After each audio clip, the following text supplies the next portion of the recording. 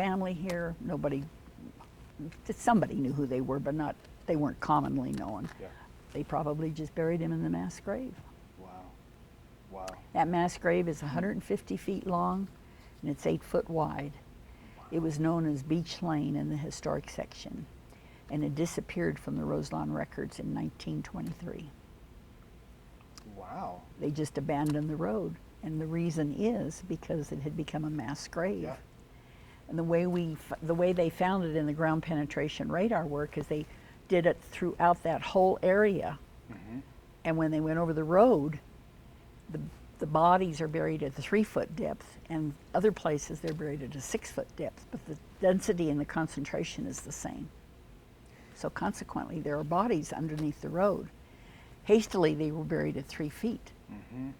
Because in 1921, can you imagine, at 103 degrees, and they had 250 to 300 bodies spread out? They had to do something. The stench was probably unbearable. Oh, it probably ended up becoming like a health concern. Oh, They absolutely. needed to get the bodies And see, taken we care of. always knew there was a mass grave at Roselawn because Kevin McCarthy, who was our previous executive director, he has since passed away as of 2019, always shared that story with me. He said, Lucille, there is a mass grave on these grounds. He said, and I believe it's back there in that historical section, because his great-grandfather was T.G. McCarthy, and T.G. had passed that story down through the family that during the flood, when he was the coroner, they had to make a decision, and they made it just quickly, and they just loaded him up and took him out there. And what he had told the family is, we dug trenches and put them in trenches. And see, it makes sense. Yeah. Yeah, I mean, you had to do what you had to do.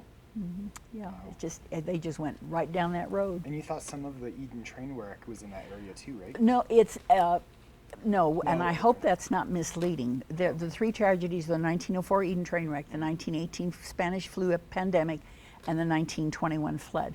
We commemorate the 1904 Eden train wreck as part of one of the 3 tragedies of Pueblo, because we certainly didn't want to forget those victims. But the ones that were not recovered, their remains still are in the Arroyo at the site. Oh, okay. Yeah, Wow. but we were able to get the manifest of the 1904 Eden train wreck, and we confirmed that 24 of those people were buried at Roselawn, and we were able to identify their sites. Wow. And fortunately, they all have markers because their families took care of their burials at that time. Yeah.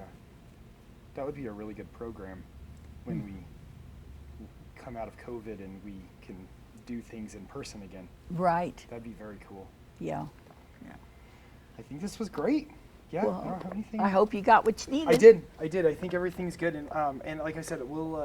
And I really appreciate you letting us use your words and. Oh, no, turning no, into no, that. you go right ahead. So No, I I appreciate don't have a problem with that at all. Let's hope it helps us sell some books. Yeah. Let me give you that website real quick. Yeah. I'm gonna put it in my phone real quick, just so I don't forget it.